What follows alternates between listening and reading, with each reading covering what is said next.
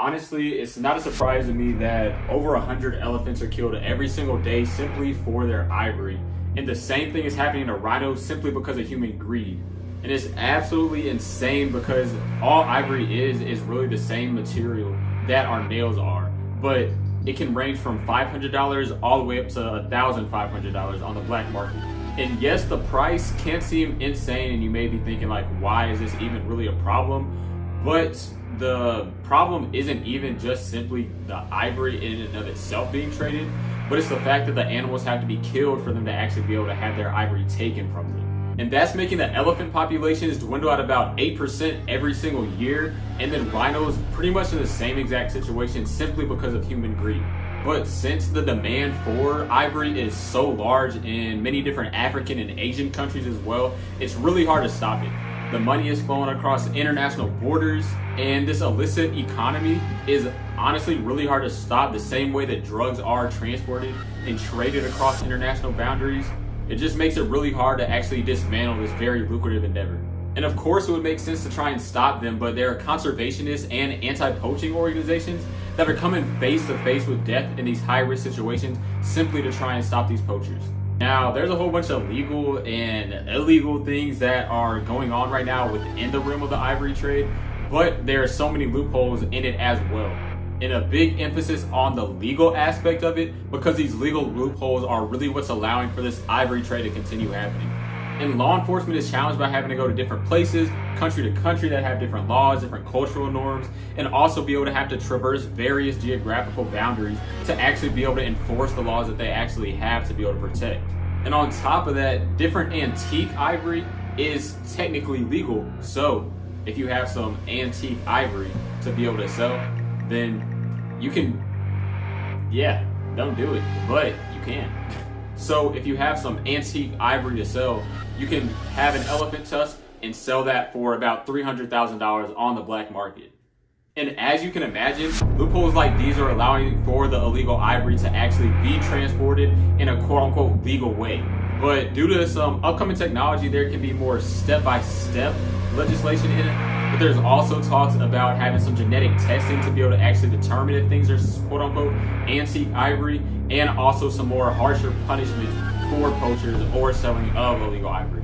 And it's not just the elephants that are affected by this or the rhinos that are affected by this. It's also the local communities that are surrounded by all of this poaching and drama surrounding it as well. And even you and I, even though we're not strictly in that location, we still are affected by it through ripple effects. And this isn't just affecting elephants and rhinos, it's affecting the ecosystems that they're in, from them, other animals, plants, and even us as humans. It's the loss of key species like these that are integral to ecosystems that are having bad rippling effects on the world today. And there are communities that are dependent on the resources coming from different ecosystems. But if stuff like this keeps on happening, then it depletes all those resources, and it may just seem like it's an animal problem, but it's also impacting people that we just don't know. So I reach out to you asking, if you don't know somebody, does that mean that it's okay to just neglect them at that point? Now, one of the big things that makes it a little sticky issue is the fact that culture and religion play a big role into the illegal ivory trade, as well as the ivory trade in general. In many cultures, ivory is valued for its beauty, it's admired for its different significance and religious powers, and there's different religious ceremonies also surrounding the ivory. So it's not solely that it's all illegal ivory and it's intended for just misuse. There is some cultural and religious significance to it as well. Now, just for some context, it's not just Africa and Asia, because for the past hundreds of years, some of the biggest clients and movers of illegal ivory are Europe and America. And actually understanding the history behind the illegal ivory trade is really what's going to be able to address the issues for what's to come with the illegal ivory trade. The trade has had significant economic implications on both the black market, but also on local economies where the poaching is actually happening and where that poaching efforts are going to. But economic alternatives and community development are two things that we can be able to do to be able to try and remedy the communities that this is impacting.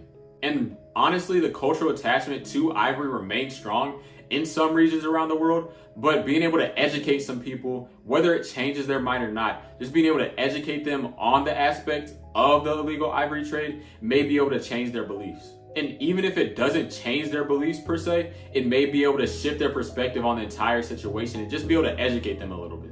But even though I had a really long-winded way of saying it, the environment that we live in is really the most important fact in our lives. If we don't have the environment to actually live in, then what would we actually be? What would we actually be able to accomplish? And you can see the preciousness of nature and all the wonders that it has to offer. And by not addressing problems like these, of this dark underworld that we have, we're going to end up losing out not only on opportunities for ourselves, but also for people that we don't even know. And for me in my heart, that feels wrong, and I want to be able to do anything that I can to be able to promote conservation in all different aspects. So hopefully you were able to take a little bit of something from this episode of Through Jeremiah's Eyes, and I'll see you in the next video.